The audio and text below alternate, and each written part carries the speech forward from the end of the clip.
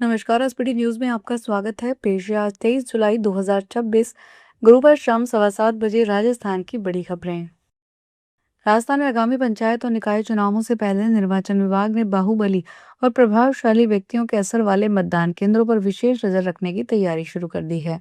इस बार ऐसे बूथों को संवेदनशील श्रेणी में रखा जाएगा जहां पिछले चुनाव में 90% से अधिक मतदान हुआ हो और उसमें 75% से ज्यादा वोट किसी एक प्रत्याशी के पक्ष में पड़े हो। निर्वाचन विभाग का मानना है कि इस तरह का असामान्य मतदान पैटर्न कई बार मतदाताओं पर दबाव, प्रभाव या संगठित वोटिंग की आशंका की ओर संकेत करता है।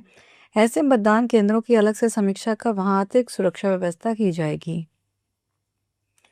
हरियाणा के सरकारी खजाने से जुड़े 504 करोड़ रुपए के वृहद बैंकिंग घोटाले में केंद्रीय अन्वेषण ब्यूरो ने गुरुवार को बड़ी कार्रवाई की। सीबीआई की टीमों ने चंडीगढ़ और पंजाब के लुधियाना में 5 ठिकानों पर छापेमारी की। इस पूरी कार्रवाई में हरियाणा सरकार के 8 विभागों के गबन किए गए फंड की कड़ियों को जोड़ने और आरोपी अधिकारियों में बिचौलियों पर नकेल कसने के सिलसिले में की गई। गौरतलब है कि हरियाणा सरकार के 8 प्रमुख सरकारी विभागों के करीब 504 करोड़ रुपए की राशि सेक्टर 32 चंडीगढ़ स्थित आईडीएफसी फर्स्ट बैंक शाखा में जमा करवाई गई थी। राजस्थान समेत पश्चिमी भारत में लगातार हो रही बारिश का असर अब ट्रेनों पर दिखने लगा है। पश्चिमी रेलवे के घोलवड़ और उमरगांव रोड स्टेशनों में ब्रिज नंबर 203 पर जलस्तर खतरे के निशान पर पहुंच गया। सुरक्षा के मद्देनजर इस सेक्शन में ट्रेन मूवमेंट अस्थायी रूप से रोक दिया गया है। उत्तर पश्चिमी रेलवे के मुख्य जनसंपर्क अधिकारी अमित सुदर्शन ने बताया कि इसका असर उत्तर पश्चिमी रेलवे की कई ट्रेनों पर पड़ा। कुछ ट्रेनें पूरी तरह रद्द कर दी गई, कई ट्रेनों को आंशिक रूप से रद्द किया गया, एक ट्रेन को बदले हुए मार्ग से चलाया गया। राजस्थान के ब्यावर जिले में स्कूली बच्चों की सुरक्षा में लापरवाही का एक चिंताजनक मामला सामने आया है। यहाँ रायपुर की गुरु कृपा सीनियर सेकेंडरी स्कूल की बस मेघरदा नदी में फंस गई। चालक ने लापरवाही कर बस को बहते पानी में उतार दी। इस गलती के कारण अब बस नदी के बीच फंस गई और पलटने की स्थिति में हो गई। इस घटना के समय बड़ी संख्या में स्कूली बच्चे बस में सवार थे। मौके पर दहशत का माहौल बन गया। इस हादसे के दौरान स्कूल प्रबंधन की गंभीर लापरवाही सामने आई। करीब 2 घंटे तक बच्चे पानी में फंसे रहे, लेकिन इतना बड़ा हादसा होने के बावजूद गुरु कृपा स्कूल प्रबंधक और प्रिंसिपल या अन्य स्टाफ मौके पर नहीं पहुंचा। जैसलमेर में लंबे इंतजार के बाद आखिरकार मानसून ने जोरदार दस्तक दे दी। बारिश के चलते यहां किसानों के चेहरे पर खुशी लौट आई। वहीं दूसरी ओर हाल ही में 140 करोड़ की लागत से पुनर्विकसित किए गए रेलवे स्टेशन की छत से पानी बहने का वीडियो सामने आया है। स्टेशन प्रशासन ने स्थिति को संभालते हुए बताया कि ड्रेनेज पाइप में रुकावट के आने के कारण यह समस्या आ गई। मौसम विभाग के अनुसार आने वाले 2-3 दिनों में यह क्षेत्रों में बादलों की आवाजाही बनी रहेगी और कई हिस्सों में हल्की से मध्यम बारिश होने की संभावना है। भारत ने कॉमनवेल्थ गेम 2026 में ओपनिंग सेरेमनी से पहले ही अपना मेडल का खाता खोल लिया है। स्टार बॉक्सर लवलीना बोरगोहेन को पहले राउंड में बाई मिला। वह सीधे 75 किलोग्राम वर्ग के सेमीफाइनल में पहुंच गई। ऐसे में भारत के लिए एक मेडल पक्का हो गया। आसाम के ओलंपिक मेडलिस्ट में कम से कम ब्रॉन्ज मेडल पक्का हो गया। कॉमनवेल्थ गेम्स की बॉक्सिंग नियमों के मुताबिक सेमीफाइनल में हारने वाले सभी खिलाड़ियों को ब्रॉन्ज मिलता है। राजस्थान में भरतपुर के नदबई के हालना मार्ग पर आज गुरुवार को एक बस के दुर्घटनाग्रस्त होने से 10 से अधिक लोग घायल हो गए। प्राप्त जानकारी के अनुसार नदबई में रिंकू सैनी निजी विवाह स्थल पर बुधवार रात अपनी पुत्री की शादी करने के बाद उसे विदा करके परिजनों और रिश्तेदारों के साथ अपने घर जयपुर लौट रहा था। हलैना सड़क मार्ग पर अचानक चलती बस का एक्सल टूटने से बस के दोनों पहिए निकल गए। इससे बस के दुर्घटनाग्रस्त होने से बस में सवार 10 से अधिक लोग घायल हो गए। राजस्थान के झुंझुनू जिले में अपराधियों के खिलाफ चलाए जा रहे अभियान के तहत पुलिस ने बड़ी कार्रवाई की है।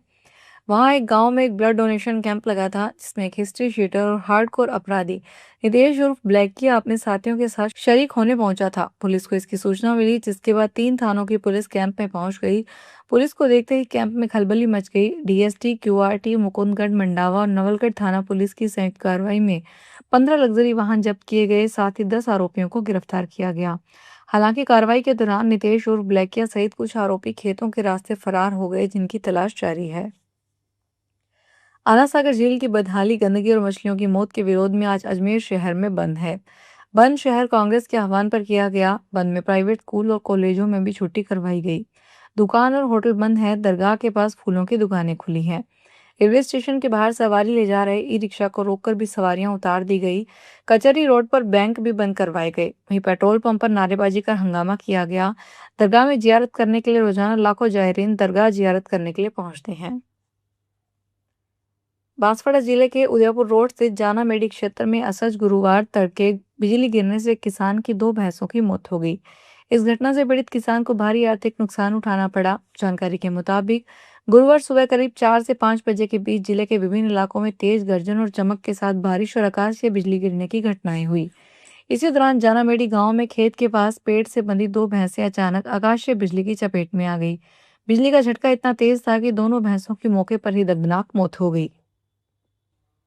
भारतीय जनता पार्टी के अध्यक्ष और राज्यसभा सांसद नितिन नवीन ने कांग्रेस और अन्य विपक्ष दलों के नीट मुद्दे पर संसद में चर्चा को चुनौती देने के लिए कहा कि सरकार उनके हर सवाल का जवाब देने के लिए पूरी तरह तैयार है। नवीन ने गुरुवार को सोशल मीडिया पर लिखा कि कांग्रेस समेत पूरा विपक्ष चर्चा से भाग रहा है, क्योंकि वे जानते हैं कि जैसे ही वे सदन में आएंगे देश की जनता और युवाओं के सामने उनका दोहरा चरित्र पूरी तरह से उजागर हो जाएगा। जोधपुर में आज गुरुवार सुबह मकान में काम कर रहा युवक करंट की चपेट में आ गया। उसे बचाने गए दूसरे युवक भी करंट लग गया।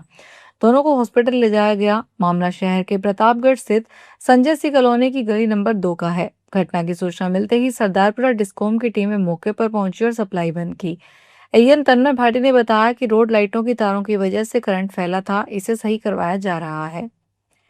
भारत नेपाल सीमा से सटे नेपाल के भैरवा स्थित पंसार कार्यालय ने राजस्व चोरी और शुल्क संबंधी अनियमितताओं पर अंकुश लगाने के लिए बड़ा फैसला लिया है। नई व्यवस्था के तहत अब राजस्व संबंधी कार्यों के लिए केवल नेपाली नागरिकों को ही प्रवेश पास जारी किया जाएगा। भारतीय एजेंटों के बंसार कार्यालय भवन में प्रवेश पर रोक लागू कर दी गई है। इस निर्णय का असर भारत नेपाल सीमा पर कस्टम कार्यों से जुड़े एजेंटों और व्यापारिक गतिविधियों पर भी पड़ने की संभावना है। बंसार कार्यालय के एजेंट संघ के पदाधिकारियों का कहना है कि हाल ही के दिनों में कस्टम ड्यूटी चोरी और शुल्क छूट से जुड़े मामलों की शिकायतें बढ़ी है। केंद्रीय संस्कृति एवं पर्यटन मंत्री गजेंद्र सिंह शेखावत ने विपक्ष पर हमलावर होते हुए कहा कि विपक्ष में बैठने से तथ्यों को तोड़ मरोड़ कर देश को गुमराह करने का लाइसेंस नहीं मिल जाता।